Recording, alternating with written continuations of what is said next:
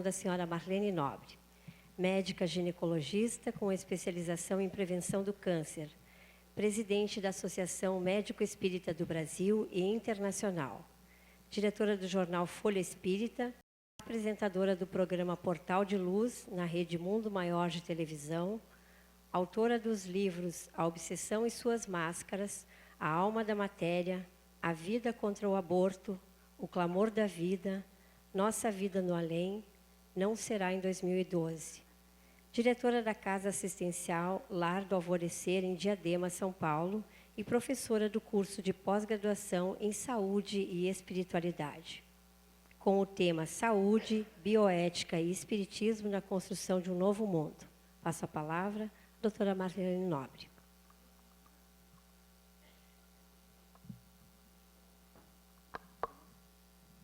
Meus prezados irmãos, estamos atravessando um momento particularmente crítico da nossa história.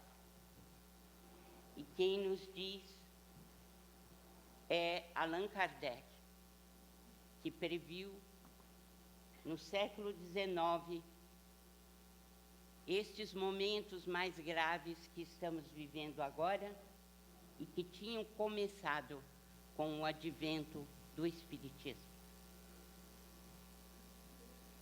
Quando vos é dito que a humanidade chegou a um período de transformação e que a Terra deve se elevar na hierarquia dos mundos, não vejais nessas palavras nada de místico, mas, ao contrário, o cumprimento de uma das grandes leis fatais do universo, contra as quais toda a má vontade humana se quebra. Palavras de Allan Kardec, no capítulo 18 de A Gênese. Eu convido vivamente a todos os prezados ouvintes a se dedicarem a este capítulo da Gênese, onde nós somos alertados pelo codificador para os tempos que estamos vivendo agora e que se iniciaram com a vinda do Consolador, do Espiritismo. É ainda Allan Kardec quem nos diz: os homens, com a sua inteligência, chegaram a resultados que jamais haviam alcançado sob o ponto de vista das ciências, das artes e do bem-estar material. Resta-lhes ainda um imenso progresso a realizar, o de fazerem que entre si reinem a caridade, a fraternidade, a solidariedade, que lhes assegurem o bem-estar moral. Ainda do capítulo 18. O que significa que aqueles que estão alertados por ele, pelo codificador e pelo Espiritismo, têm de trabalhar arduamente em favor da caridade, da fraternidade, da solidariedade, a fim de que asseguremos o nosso progresso moral. Mais recentemente, Chico Xavier explicou-nos o que está para acontecer nesses momentos finais que consideramos o último segundo da etapa de prorrogação. Perguntaram a ele se a reunião da comunidade dos espíritos superiores já havia se dado. E ele disse que sim. Uma delas tinha sido quando nosso Senhor Jesus Cristo recebeu da nebulosa uma massa informe das mãos de Deus, a fim de cinzelar e arquitetar o maravilhoso mundo chamado Terra, há 4 bilhões e 600 milhões de anos. O outro encontro memorável foi quando o próprio Cristo veio à Terra, havia deliberado descer. E o terceiro encontro era esperado nas faixas mais altas da Terra, quando, do momento crítico de transformação. E esse momento se deu. Foi 20 de julho de 1969. Os Estados Unidos da América do Norte tinham acabado de pisar na Lua. Os irmãos iluminados, que fazem parte do nosso sistema planetário, reuniram-se com o Cristo, que foi o hospedeiro maravilhoso dessa reunião. Depois de muitos diálogos e debates, diz Chico Xavier, entre eles foram dadas diversas sugestões. E, ao final do celeste conclave, a bondade de Jesus decidiu conceder uma última moratória para a atual civilização no planeta Terra. Todas as injunções kármicas previstas para acontecerem ao final do século XX foram, então, suspensas pela misericórdia dos céus, para que o nosso mundo tivesse uma última chance de progresso moral. Nosso Senhor, continua Chico Xavier, deliberou conceder uma moratória de 50 anos à sociedade terrena, a iniciar-se em 20 de julho de 1969 e, portanto, a findar-se em julho de 2019. Ordenou Jesus, então, que seus emissários celestes se empenhassem mais diretamente na manutenção da paz entre os povos e as nações terrestres, com a finalidade de colaborar para que nós ingressássemos mais rapidamente na comunidade planetária do Sistema Solar, como um mundo mais regenerado ao final desse período. Meus amigos, estamos, pois, em moratória também na vida planetária.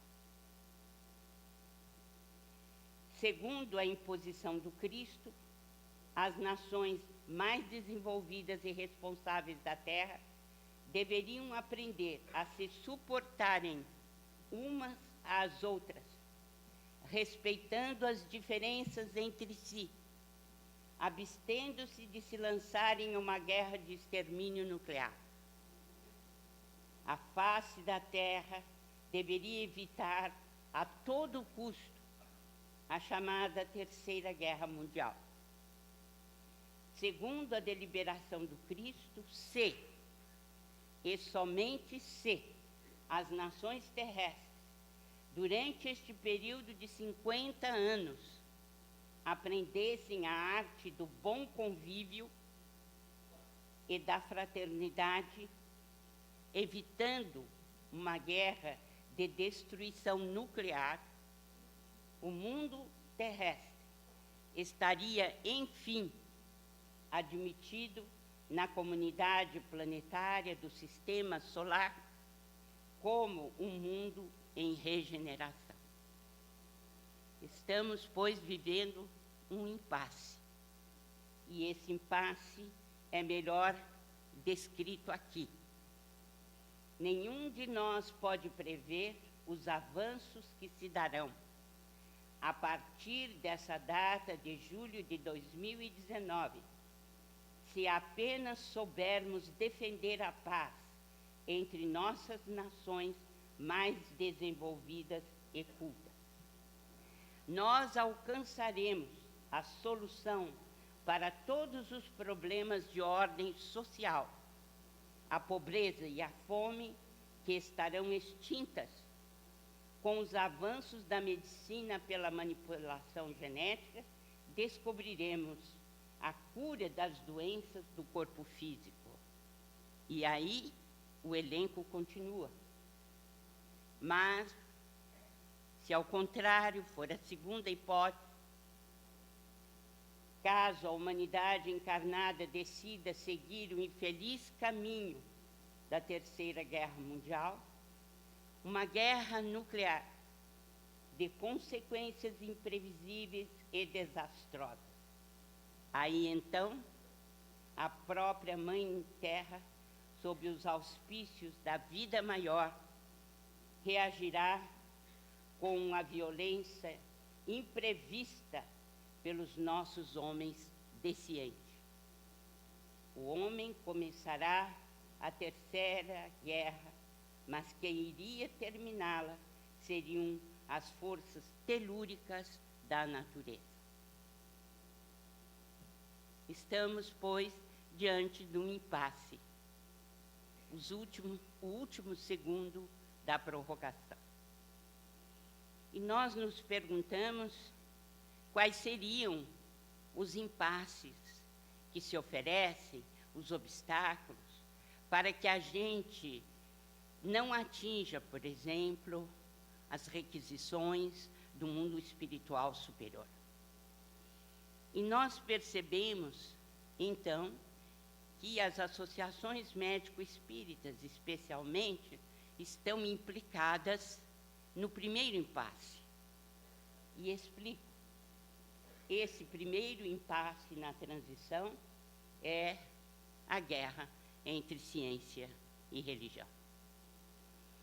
É preciso que a gente atinja o mundo ideal, ou procuremos por ele, fazendo a junção entre ciência e espiritualidade. Fazendo a junção entre ciência e religiosidade. Perguntamos aos espíritos superiores, através de Allan Kardec, de que maneira pode o espiritismo contribuir para o progresso? E a resposta: destruindo o materialismo, que é uma das chagas da sociedade. Ele faz que os homens compreendam onde se encontram seus verdadeiros interesses. Dentro da medicina, encontramos um materialismo arraigado, porque o paradigma materialista ainda está vigente na medicina atual. Porque a saúde é considerada ainda como produto dos genes. Influência do ambiente, nós já admitimos. No entanto, não a influência espiritual. Peças desmontáveis sem interconexão. Isto é o que prega ou que ensina a medicina ortodoxa. A enfermidade seriam peças avariadas, né, do corpo orgânico. E o médico seria o consertador da máquina. E o que nós temos a argumentar? A medicina ortodoxa continua a pensar estritamente de acordo com a física clássica, mesmo 100 anos depois do advento das nossas ideias quânticas, afirma o Dr. Amit Goswami no seu livro O Médico Quântico. E ele tem razão, porque a mudança de paradigma na física foi impressionante. A matéria cedeu lugar à energia. O tempo é variável. O movimento é descontínuo. A comunicação é não local. A consciência é capaz de influir nos eventos e selecionar possibilidades. Tudo isto interfere na saúde humana, mas não é considerado pela medicina ortodoxa. No entanto, surgimos nós, com a medicina da alma, a visão integral do ser humano e o poder do espírito. E lutamos para que a medicina ortodoxa se deixe influenciar por esse novo paradigma, que considera saúde um estado de completo bem-estar físico, mental, psicológico, social e espiritual. Então, surgiu nos Estados Unidos, na década 1970, um novo paradigma para oferecer como mudança a medicina ortodoxa. Herbert Benson, judeu, influenciou e muito através de cursos de medicina e espiritualidade em Harvard. Não apenas cursos, mas também pós-graduação. Em 1997, reuniram-se 70 profissionais da saúde. E eles tomaram por base a definição de William James, que nos diz que espiritualidade é o lado mais belo, mais sublime do ser. E esses profissionais escreveram um livro que foi publicado pelo próprio Sistema de Saúde dos Estados Unidos, Scientific Research on Spirituality and Health. E o Dr. Harold Koenig, que já nos visitou por 2 vezes, um dos principais pesquisadores de medicina e espiritualidade da Universidade de Duke, que escreveu excelentes livros, né? O Compêndio Religião e Saúde e também Espiritualidade no Cuidado com o Paciente. Temos também um luterano, Dr. Koenig é católico, o Dr. William Miller, da Universidade do Novo México, falando da integração entre espiritualidade e também no tratamento do paciente. O Dr. Koenig, já citado, nos trouxe, né, excelentes pesquisas que nos demonstram que os religiosos têm maior sobrevida, melhoram com resposta imune mais rápida. Eles têm recuperação também melhor quando internados. A diminuição do envelhecimento celular diminui a incidência de câncer, menos ansiedade e depressão, menos abuso de álcool e drogas, menos infarto agudo do miocárdio. O Dr. Jeff Levin, que esteve conosco em Paris em 2012, nosso congresso, é judeu, tem um excelente livro, Deus, Fé e Saúde, a nos mostrar que estudos epidemiológicos nos dizem que a filiação religiosa é um efeito protetor sobre a saúde, principalmente por influência do comportamento.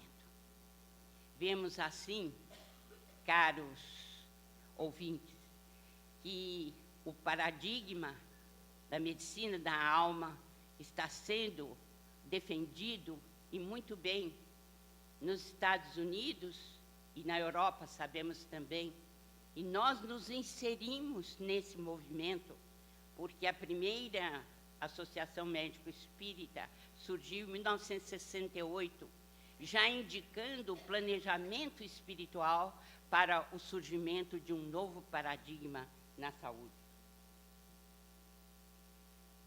Nós precisamos, sim, defender pesquisas como essa, que nos dizem, em estudos recentes, que demonstraram que o cérebro é programado para acreditar em Deus, o que isso nos ajuda a viver mais e melhor. E o que dizem os materialistas? É incrível como a mente humana é fértil.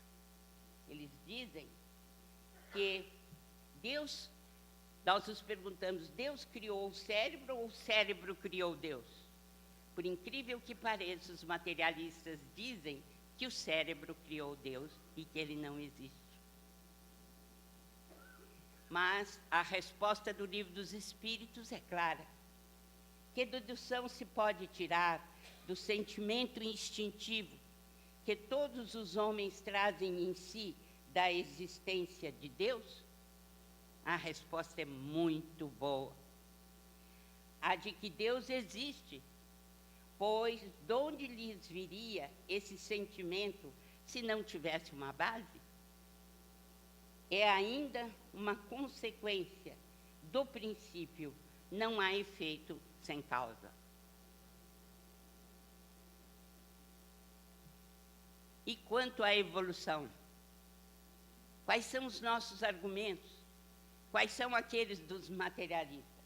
Nós vemos que a própria linha evolutiva do homem, mais de 1 milhão de anos, vem mostrar que seres humanos com consciência espiritual, há mais de 100.000 anos, temos homens de Neandertais, que tinham um sistema límbico, lobo parietal, lobo occipital e temporal, e podemos acompanhar o homem de Cro-Magnon, de 35.000 anos atrás. O que ele tem de diferente?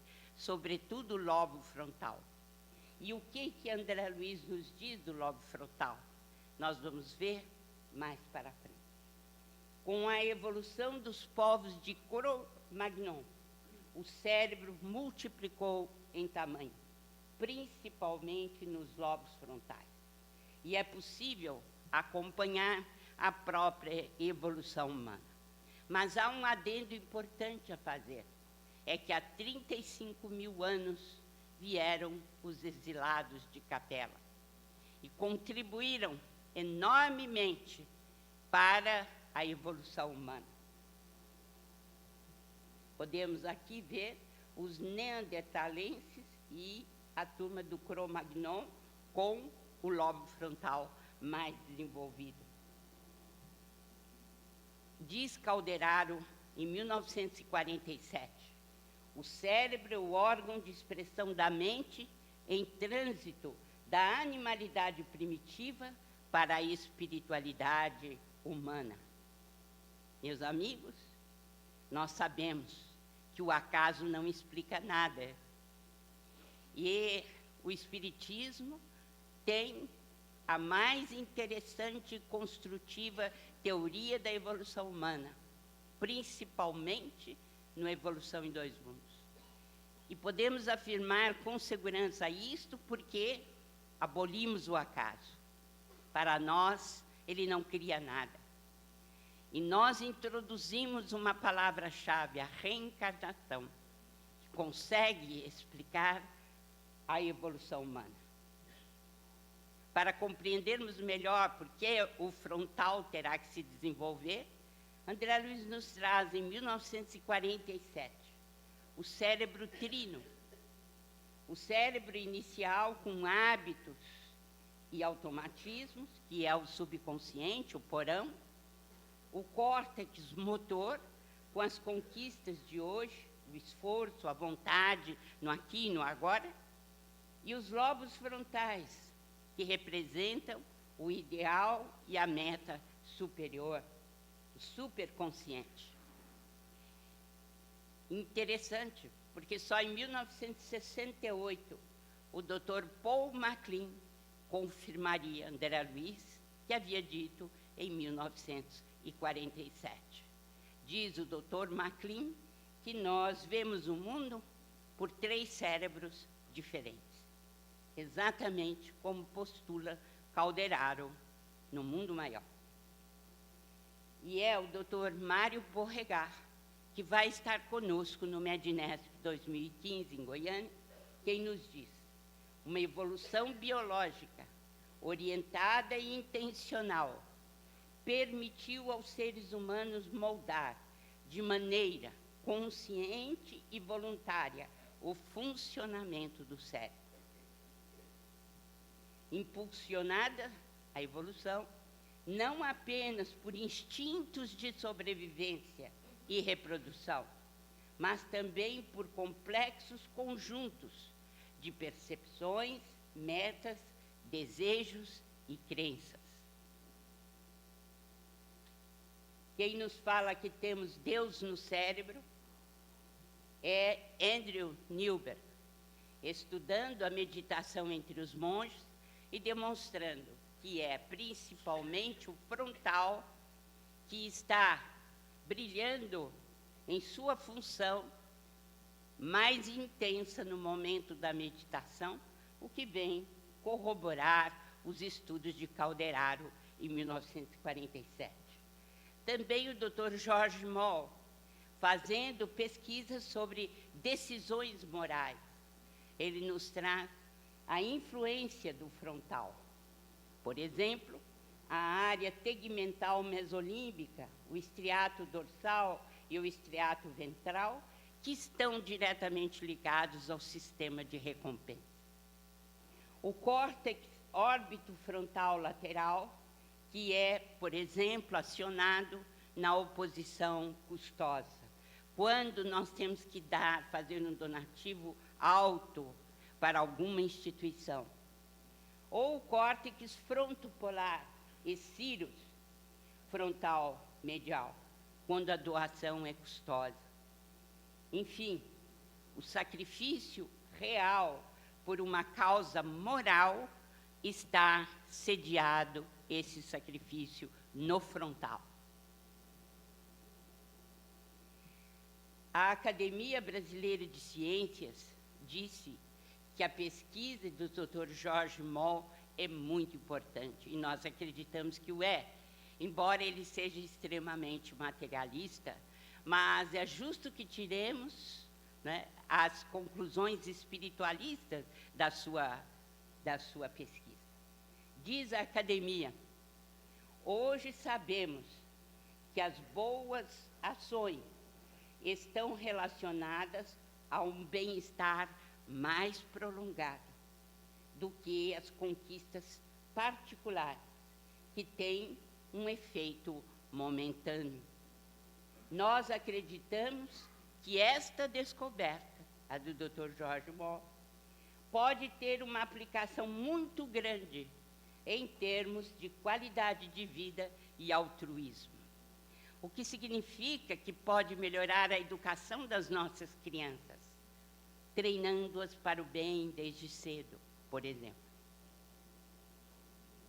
E ainda, o Dr. Jeffrey Schwartz, quem nos diz: chegou a hora de a ciência enfrentar as sérias implicações advindas do fato de que, dirigida a atividade mental determinada pela vontade, pode alterar a função cerebral de forma clara e sistemática. Isto vem corroborar enormemente com a doutrina espírita, quando nos conclama ao bem, à caridade, ao amor, para que possamos impulsionar as nossas células, não apenas do sistema nervoso central, mas igualmente o nosso organismo inteiro, na resolução dos nossos problemas de forma pacífica, compreendendo que a evolução se dá a partir do bem que introjetamos dentro de nós e que o nosso espírito aglutina como algo verdadeiro para a sua evolução. Ainda deste livro extraordinário, No Mundo Maior, Calderaro nos diz: nos planos dos lobos frontais, silenciosos ainda para a investigação científica do mundo, jazem materiais de ordem sublime, que conquistaremos gradualmente no esforço de ascensão, representando a parte mais nobre de nosso organismo divino em evolução. Neste momento de crise, uma crise séria, que galvaniza o mundo todo, a nossa casa planetária, é importante, sabemos, que temos um papel a desenvolver, que temos algo a fazer. E principalmente, como diz Calderaro, são nos lobos frontais, na parte superior da meditação, da prece, da ação construtiva no bem, que nós edificaremos um mundo novo, não apenas para nós, mas para a humanidade inteira. Aprendemos muito mais sobre o mistério da mente com o Wider Penfield, um dos grandes pesquisadores da mente, que foi confirmado pela doutora Candace Pert em Moléculas da Emoção, quando ele nos fala sobre o sistema límbico, hipotálamo, hipófise, amígdala, etc., né? E que foi confirmado como centro de emoções das nossas vidas. Essas emoções, elas podem ser primárias, podem estar ligadas à animalidade primitiva, mas também nós podemos ter, né, a ligação nossa com a espiritualidade superior, através de emoções muito mais refinadas que atinjam o lobo frontal. Assim, doutora Candace Pert, que nos deixou o ano passado, partiu para o mundo espiritual, nos fala sobre a interação da mente com o corpo. E é Emmanuel quem nos diz: emitindo um pensamento, colocamos um agente energético em circulação no organismo da vida. Agente esse que retornará fatalmente a nós, acrescido do bem ou do mal de que nos revestimos, em lei de amor. Igualmente, os pesquisadores Bruce Lipton e Kazuo Murakami nos explicam: os genes não controlam os seres vivos. Os pensamentos positivos, sim, têm influência sobre os genes, algo impensável há alguns anos atrás, mas que a pesquisa está demonstrando. Precisamos usar a nossa mente para ativar os genes benéficos, dizem eles. Nós temos um outro impasse, que não deixa o nosso mundo evoluir. Estamos patinando. É a desvalorização da vida. Infelizmente, esse é o paradigma materialista imperando em todo lugar. O ministro, que agora está aposentado, Dr. Carlos Aires Brito, respondendo a uma repórter, diz: o início da vida humana só pode coincidir com o preciso instante da fecundação de um óvulo feminino por um espermatozoide masculino. O zigoto humano, porém, diz ele, não é pessoa, simplesmente porque assim é que preceitua o ordenamento jurídico brasileiro. No entanto, no ordenamento jurídico brasileiro, nós temos o direito à vida no artigo 5º. Temos a personalidade civil, nascimento com vida, mas temos no Código Civil que esse respeito deve ser a partir da concepção. Por que será que eles não consideram os nossos próprios códigos? E o Pacto São José da Costa Rica, que diz: foi uma convenção assinada pelo Brasil e o Congresso Nacional ratificou pelo decreto legislativo de 26 de maio de 92. O governo brasileiro, né, fez esse decreto em 93 e que diz o seguinte: Toda pessoa tem o direito de que se respeite sua vida. Esse direito deve ser protegido pela lei e, em geral, desde o momento da concepção. Ninguém pode ser privado da vida arbitrariamente, mas, infelizmente, o próprio Supremo votou contrariamente quando permitiu a pesquisa em células-tronco. Qual o primeiro de todos os direitos naturais do homem? O direito de viver, segundo os Espíritos, na questão 880. Bem, a discussão de onde começa a vida não deveria, como o próprio ministro reconheceu, ser algo de nossa especulação, porque já está implícito. O desenvolvimento embrionário tem início com a fecundação. As características do novo indivíduo são determinadas com a função dos pronúcleos através dos cromossomos herdados do pai e da mãe. Parece óbvio, claro, porque Mu e Persaud, dois grandes embriologistas, dizem claramente: o desenvolvimento humano é um contínuo que começa quando o óvulo de uma mulher é fertilizado por um espermatozoide de um homem. Quer dizer, o que vem depois disso é sofisma. No entanto, o materialismo nos chafurda em perguntas e respostas absurdas que comprometem a vida, por exemplo, admitindo o aborto. A união começa na concepção, dizem os espíritos. Desde o momento da concepção, o espírito designado para habitar tal corpo a ele se liga por um laço fluídico que vai se apertando cada vez mais até que a criança nasça.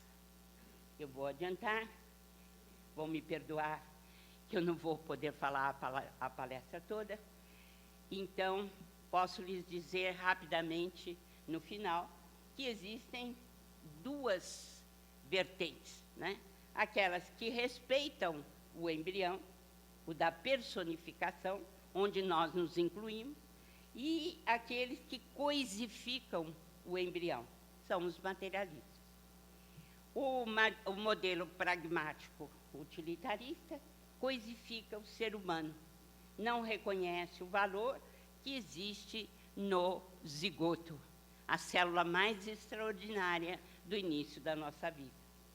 O respeito ao contínuo desaparece, e é por isso que temos hoje, com tanta facilidade, mortes no aborto, mortes na infância, mortes, né, a granel em todas as fases da humanidade. Então,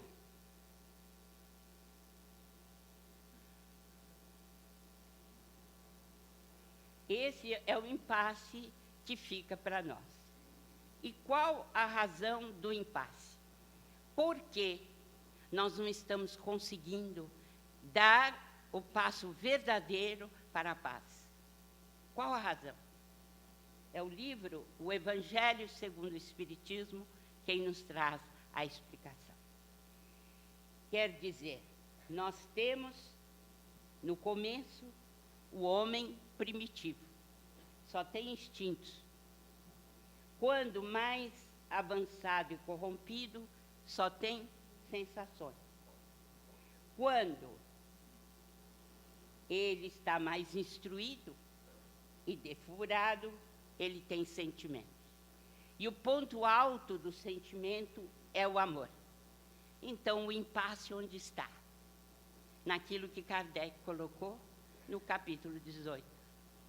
O homem precisa agora dar o passo definitivo na obtenção do amor, a caridade, a benevolência, o entendimento, a fraternidade.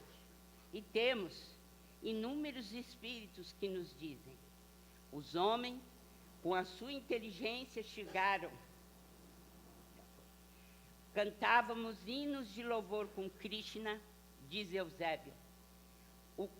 aprendendo o conceito da imortalidade da alma, à sombra das árvores augustas que aspiram aos cimos do Himalaia. E descíamos, logo depois, ao vale do Ganges, matando e destruindo para gozar e possuir. Eis o problema. Entramos para a religião e a religião não entra para o nosso coração. Não amamos. E eles continuam.